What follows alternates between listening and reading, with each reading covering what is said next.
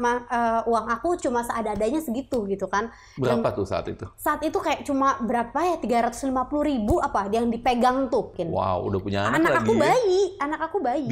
Dibawa sampai aku makan makanan instan tuh di mobil disuapin gitu. Berhenti di warung beli pisang dikerok-kerok dimakanin gitu. Sambil jualan. Road trip 30 jam. 30 jam dari Cirebon ke Bali, bayangin. Itu kayak kita ngelewatin dari mulai kerikil yang tajam, terus kita jatuh, kita sakit, kita berdarah, kita nangis, sampai ada badai tsunami, itu udah pernah. Kita jualan ke pasar-pasar, kita keliling sampai ke Pulau Bali. Dulu tuh dari Cirebon ke Bali itu 30 jam, belum ada tol. Jadi sampai yang namanya kita tuh jalanin bertahun-tahun itu ya numpang tidur di musola, numpang mandi di pom bensin, makan di pinggiran jalan, pokoknya seada-adanya. Kok nggak malu katanya, kok nggak gengsi? Aku bilang, ya ngapain kita mesti malu, mesti gengsi? Ya kan, maksudnya selama kita niatnya baik, itu kebaikan nggak merugikan orang, ya kan? Ya kenapa enggak kita jalankan gitu. Ya saya banyak belajar sih dari papa saya, ya kan. Papa saya tuh Chinese, beliau sering memotivasi saya, terus ngasih nasihat juga ke saya kalau bisnis itu bukan hanya sekedar cuan.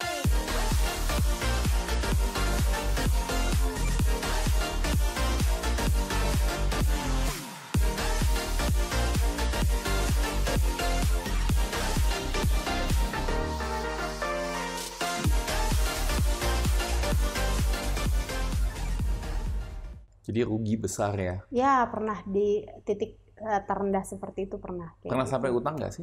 Pernah Kalau juga. boleh tahu sampai utang berapa besar?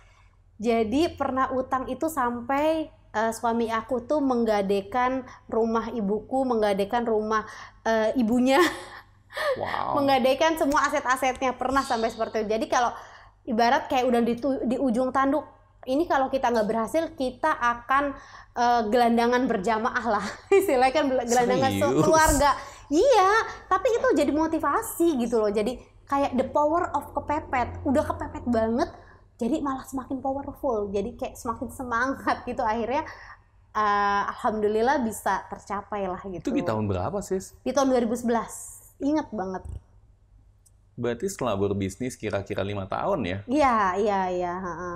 Jadi bukannya malah di tengah-tengah setelah 5 tahun hampir bangkrut, tapi malah bisa bangkit lagi. Bisa bangkit lagi. Makanya sebenarnya kita nggak pernah tahu ya, maksudnya di titik mana kita tuh bisa keluar dari ujian kita, malah jadi kayak dapet achievement yang luar biasa gitu kan. Nah, saat menghadapi rintangan seperti itu, pernah nggak sih terbersit kayak, aduh pengen rasa ingin nyerah aja gitu? Manusiawi ada lah kayak gitu, kayak ya udah deh, maksudnya kayak capek gitu kan, selama ini begini-begini, kita padahal udah di comfort zone, tapi kita berani keluar dari comfort zone, tapi akhirnya seperti ini, pernah lah gitu. Tapi alhamdulillahnya lagi, orang-orang sekitar kita tuh mensupport banget gitu. Jadi ya nggak lama-lama gitu, galau-galaunya ada, tapi nggak lama-lama, oke gitu kan, kita nggak bisa kayak gini, ya kan, kita tuh jadi pengharapan orang banyak gitu kan, ya kan. Kita jadi nggak mikirin diri kita sendiri, coach. Jadi kita mikirin di belakang kita tuh banyak banget yang berharap kita nih bisa bangkit gitu kan, bisa berkembang, bisa maju gitu. Ya udah, nggak bisa tinggal diam, harus lanjut gitu, gaspol. Terus gimana tuh cara mengatasinya?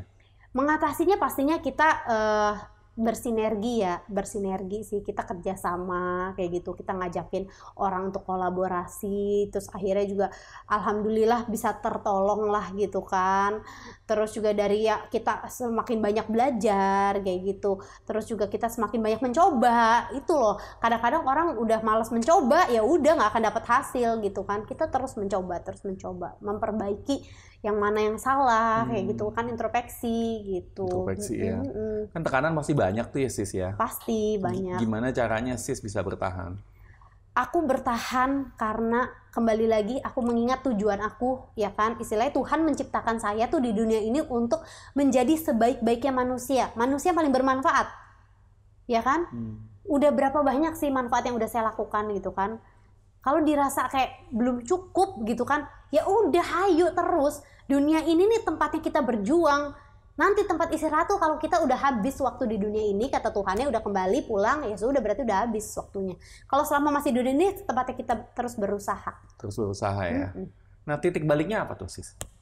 Titik baliknya itu ya ketika bisnis udah mulai ngelihat ada perkembangan, ya kan? Akhirnya aku memutuskan untuk jadi mulai berani ngambil keputusan yang lebih besar lagi. Tadinya kan nggak berani tuh, ya kan? Akhirnya berani ngambil keputusan besar, yaitu yang buka-buka cabang itu di kota-kota besar. Walaupun ya ada beberapa juga lah pastinya yang rugi, jadi subsidi silang, nggak masalah, yang namanya bisnis, ya kan? Kalau nggak dicoba ya nggak akan pernah tahu gimana rasanya. Jadi kalau menurut aku belajar bisnis itu mahal. Mahal ya? Mahal sekali gitu loh. Jadi kayak kerugian itu bukan suatu kegagalan, tapi itu suatu pembelajaran. Di mindset aku tuh nggak ada kata gagal, coach. Yang ada tuh itu buat belajar deh, buat belajar. Keren, Ya kan, kalau buat belajar nggak ada masalah, itu ilmu yang akan kita pakai gitu kan. Tapi caranya gimana tuh? Dari udah sampai ngegadein hampir jadi gelandangan berjamaah, bisa keren kayak gini gitu. Itu caranya gimana? Pasti banyak yang penasaran nih. Saya orang pertama yang penasaran. Yang pastinya ya, pertama kita tuh kuatkan niat dulu nih. Niat kita ini suksesnya untuk apa? Untuk diri sendiri, nanti Tuhan akan kasihnya ya udah sesuai itu doang. Tapi kalau sukses kita untuk masyarakat luas, untuk orang banyak, kita pengen berbagi manfaat untuk orang banyak, berbagi kebahagiaan untuk orang banyak, membantu orang banyak, itu Tuhan akan kasih seperti itu gitu. Jadi niatnya dulu perbaiki. Udah niatnya, baru prosesnya gitu kan. Mau nggak nih menjalani prosesnya? Orang kan kalau ditanya siapa yang mau sukses, semua pasti mau sukses. Angkat tangan. Ya kan? Tapi mau nggak menjalani prosesnya? Prosesnya itu kan pasti ya, kayak aku analoginya, kesuksesan itu ada di atas. Kita tuh butuh tangga loh untuk mencapai kesuksesan ini. Tangganya tuh apa? Ya pertama mungkin berani memulai, ya kan? Yang kedua ketika kita dikasih ujian, kita bisa mencari solusinya, bisa melewatinya. Mungkin tangga yang ketiga ketika kita dikasih kesempatan. Jadi kayak kita dikasih kesuksesan tuh jangan sombong gitu. Itu termasuk ujian juga loh. Jangan dikira. Si Sally sempat sombong. Bukan sempat sombong sih ya. Aku sempet terlalu fokus pengen lebih sukses lagi gitu loh. Jadi kayak mungkin kurang bersyukur ya, mungkin ya gitu kan. Tuhan kan akhirnya marah gitu kan. Harusnya kamu tuh bersyukur, lebih banyak berbagi, lebih banyak waktu untuk Tuhan, di jalan Tuhan. Harusnya kan begitu. Jadi kayak harus seimbang. Saya tuh pernah di titik yang gak seimbang gitu. Terlalu mikirin duniawi, akhirnya gak seimbang. Ya udah, Tuhan kasih ujian besar. Akhirnya saya sadar, makanya sekarang saya ada yayasan itu untuk konsisten. Saya tuh konsisten gitu, inget terus ini nih harus dijalanin juga yayasan, bukan hanya bisnis doang gitu. Nah kalau bicara prosesnya ngapain sih Sis? Ini saya penasaran nih. Prosesnya ya itu kayak kita ngelewatin dari mulai kerikil yang tajam, terus kita jatuh, kita sakit, kita berdarah, kita nangis, sampai ada badai tsunami, itu udah pernah gitu kan. Jadi si Sally benar pernah ngalamin tsunami, udah pernah? Udah pernah ngalamin gitu kan. Detailnya dong. Wow. Kita mau sedikit sharing. Ya, jadi kalau yang namanya tsunami itu ya kan bukan hanya melanda di bisnis kita, tapi juga di keluarga kita juga. Kita kan nggak pernah tahu, ya kan. Ujian itu datang dari arah mana aja loh. Sama dengan rezeki juga datang dari arah mana aja. Tapi ingat gitu, Tuhan itu memberikan ujian sudah satu paket dengan solusinya. Udah satu paket, coach. Nggak mungkin paket, ya? Tuhan ngasih ujian aja nggak ada solusi, tuh nggak mungkin gitu. Udah satu paket. Tinggal kita mau nggak mencari solusinya. Kita hanya fokus di ujiannya. Jadi kayak mengeluh doang. Apa kita fokus di solusinya gitu, mencari solusi yang terbaik gitu. Itu pilihan, coach. Jadi sempat berantem juga sama Mas Ibnu? Oh ya pastilah ada lah gitu kan, beda pendapat, berantem itu wajar lah dalam bisnis, dalam rumah tangga pasti. Tapi kan kita kembali lagi mencarinya solusi yang terbaik. Mana nih yang terbaik? Oke, ya kan ini yang terbaik, kita jalanin. Kayak gitu. Jadi tadi bicara tentang spiritual. Ada nggak sih kejadian atau keajaiban spiritual yang terjadi? Banyak banget ya. Aku kalau ditanya, aku tuh kayak mengalami perjalanan spiritual yang sangat luar biasa gitu. Jadi aku tuh kayak Tuhan tuh deket banget sama aku gitu. Apa yang aku minta langsung dikabul. Amazing banget kan, amazing banget gitu. Jadi aku kayak ya Tuhan, ini Tuhan tuh baik banget ya sama aku gitu kan. Aku jadi kayak malu sendiri gitu kalau aku nggak setiap detik mensyukuri tuh aku malu. Karena nggak sebanding ya, maksudnya Tuhan memberikan nikmat yang sangat luar biasa, banyak sekali. Aku udah nggak sanggup menghitungnya, tapi ketika Tuhan memberikan ujian untuk kita naik kelas, untuk kita lebih baik lagi, kita ngeluh coba. Sama Tuhan udah disayangnya kayak apa gitu kan. Di situ aku tuh sering banget ngalamin itu. Selalu ketika aku berdoa langsung Tuhan kabul, ketika aku berdoa langsung Tuhan kabul. Jadi kalau menurut aku doa itu nggak ada yang nggak dikabul. Adanya cuma 3 cara. Pertama, doa yang langsung dikabul.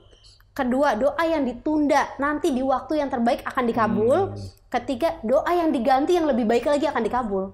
Gitu loh. Jadi kalau doa kita belum dikabul tuh bukan tidak akan dikabul, nanti akan dikabul, tapi nggak tahu mungkin waktunya nanti dipilihkan yang terbaik, apa diganti dengan yang terbaik. Gitu. Kalau satu contoh spesifik tentang keajaiban yang pernah dialami oleh si Sally apa? Jadi aku tuh pernah banget jualan ke Bali itu yang 30 jam itu ya kan. Itu udah kayak bertaruh karena uang aku cuma seadanya segitu gitu kan. Berapa tuh saat itu? Saat itu kayak cuma berapa ya, 350.000 apa yang dipegang tuh. Di tahun 2000 berapa tuh? Aku masih baru punya anak satu, berarti 2008 mungkin. Wow, udah punya anak lagi. Anak aku bayi. Dibawa sampai aku makan makanan instan tuh di mobil, disuapin gitu. Berhenti di warung beli pisang, dikerok-kerok, dimakanin gitu. Sambil jualan. Road trip 30 jam. 30 jam dari Cirebon ke Bali, bayangin. Serius? Itu mobil minjem punya ibu mertua aku.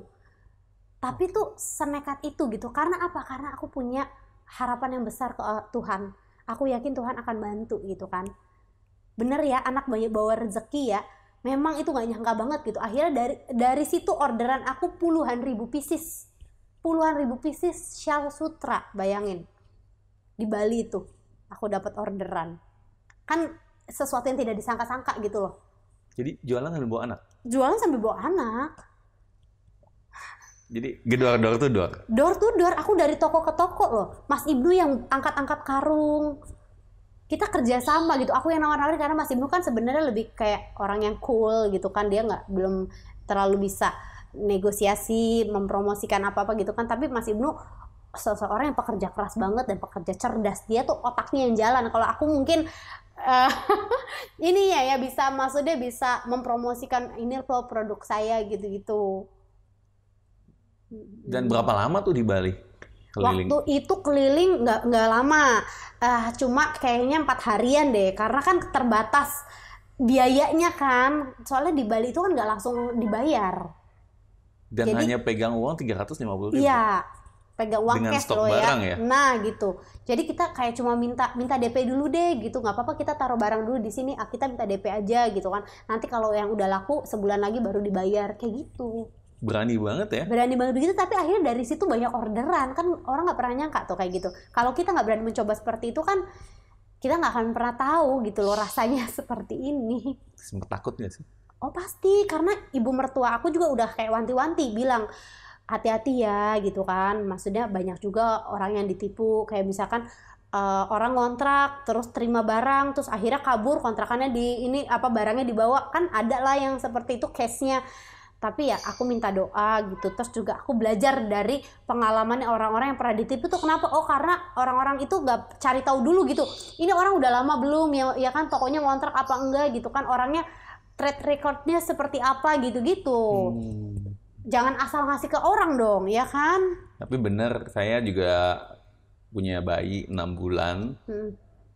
Kayaknya untuk dibawa ke road trip sih cukup menantang sih. Apalagi untuk dibawa road trip plus jualan. Nah itu dia pastinya ya kan.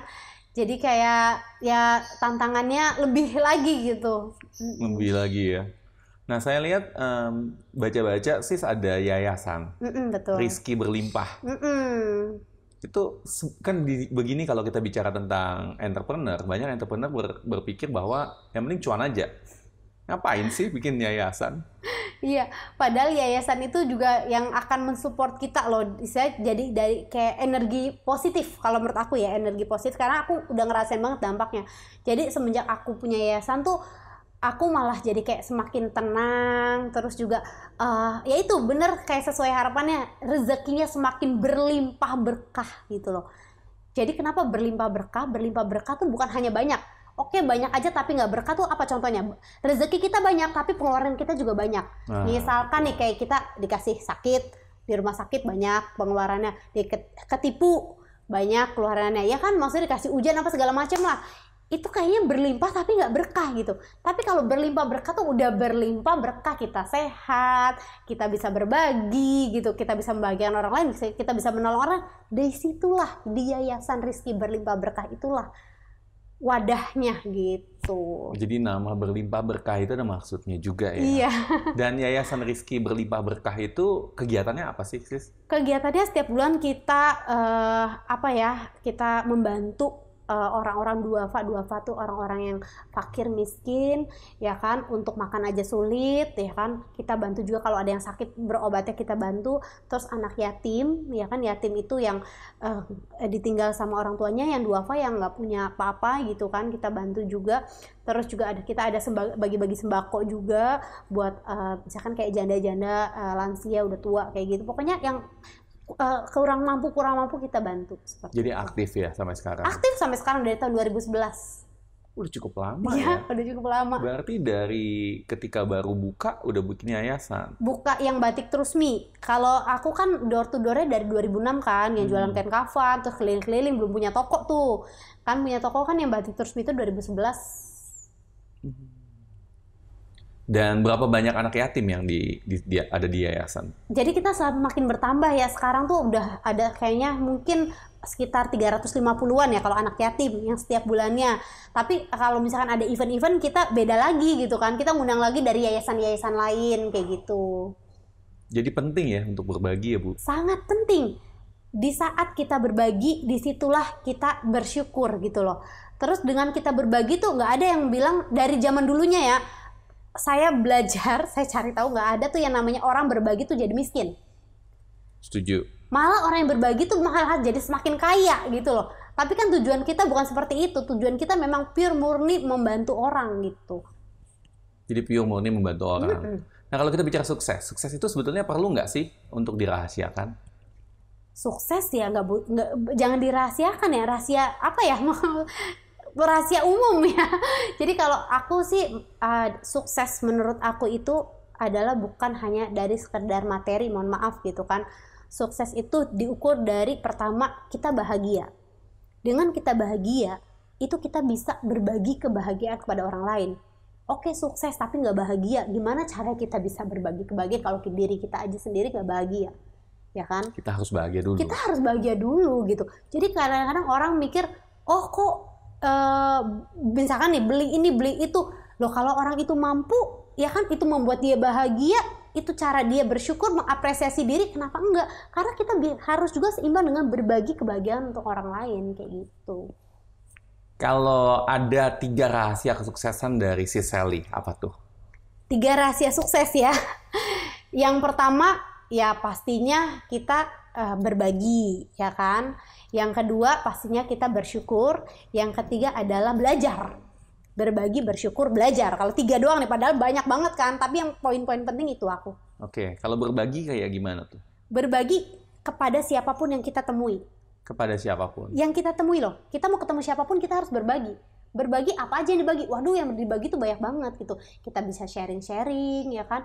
Kita bisa bagi apa sih, kayak ada makanan kecil atau apapun gitu, oleh-oleh atau apa. Pokoknya berbagi aja sama siapapun ya.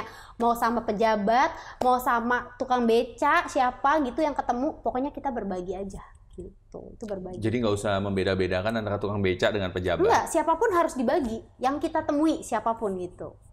Itu berbagi. Kalau yang kedua? Belajar. Kalau belajar gimana? Belajar tuh? Dengan siapapun juga. Dengan siapapun iya, juga. aku kalau naik Gojek, aku ngobrol sama orang Gojeknya gitu. Gimana? Itu bisa nggak buat belajar? Bisa. Dengan driver ya kan, dengan tukang bakso mungkin kita belajar. Dengan coach belajar. Dengan ibu-ibu menteri aku ketemu belajar. Siapapun yang aku ketemukan, aku harus belajar. Jadi harus terus belajar. Harus terus belajar. Dan hal yang terakhir adalah bersyukur. Bersyukur. Jadi jangan sampai melihat rumput tetangga lebih hijau. Padahal itu rumputnya sintetis, ya hijau terus gitu kan. Itu yang membuat kita nggak bersyukur gitu. Jadi bertemu dengan siapapun, apapun yang kita terima, apapun yang Tuhan kasih ke kita, kita harus wajib bersyukur setiap detik. Wajib bersyukur. Hembusan nafas kita bersyukuri. Saya setuju banget tentang bersyukur. Nah, sekarang kita lagi di masa pandemi. Apa nih kira-kira pesan Sis Sally kepada para pengusaha di luar sana yang mungkin sedang dalam banyak tantangan? Ya, pastilah. I feel you gitu kan. Ya di masa pandemi ini kita nggak bisa merubah kondisi ya. Tapi kita bisa merubah respon kita. Respon kita mau seperti apa nih? Kalau respon kita positif, insya Allah hasilnya akan positif. Kalau respon kita negatif, ya hasilnya akan negatif gitu. Kalau kita hanya mau jadi kaum rebahan, ya udah kita dapat rebahannya doang. Tapi kalau kita mau jadi kaum perubahan, kita bisa banyak merubah yang lebih baik lagi kayak gitu kan. Kita nih di masa pandemi harus beradaptasi pastinya, karena kan akan beda nih polanya, ya kan. Terus juga harus berinovasi, ya kan. Kita harus mikir nih apa nih, ya kan, yang bisa bisnis kita nih bisa berinovasi apa kayak gitu. Terus juga kita harus produktif, ya kan. Walaupun pandemi bisa kok gitu dari rumah, kita misalkan kayak Zoom meeting ya kan, atau webinar, atau kayak ini podcast atau apa, itu kita tetap bisa produktif. Jadi semua tuh bisa kita lakukan walaupun kondisinya seperti ini, tergantung diri kita kayak gitu. Nah, kedepannya Trusmi Group dalam 10 tahun ke depan akan seperti apa nih? Doakan ya 10 tahun ke depan mudah-mudahan Trusmi Group itu menjadi perusahaan terbaik ya kan, yang bisa go internasional gitu, pengen jadi kayak perusahaan global lah gitu kan, pengen juga tuh punya 1 juta karyawan, bisa IPO 1 gitu juta kan. Karyawan. Amin. Keren. Nggak ada yang nggak mungkin kan di dunia ini, selama kita berusaha, terus Tuhannya juga memberikan jalan, kenapa enggak gitu. Itu kayaknya PLN aja nggak nyampe loh 1 juta karyawan. Ya, nggak apa-apa kan, apa mimpi ya setinggi-tingginya gitu kan. Keren. Dan harapan saya Batik Trusmi bisa membawa batik ke seluruh dunia. Dunia, betul. Ini kan jadi kebanggaan ya kan, identitas masyarakat Indonesia harus pakai batik. Nanti coach harus pakai batik tuh jasnya. Waduh, boleh. Nanti saya mungkin mampir ke Cirebon ganti jas pakai batik. Boleh. Oke. Thank you, Sis Sally. Thank you. Seneng banget dikasih kesempatan buat sharing. Ini kayak baru berapa persen doang itu. Nanti berarti harus ada lanjutan ini. Harus ada lanjutan ya. Jadi tolong di-share yang banyak, komen, dan diinfoin lanjutannya mau ngobrolin apa nih kita. Yes. So, dari saya dan Sis Sally, salam miliarder.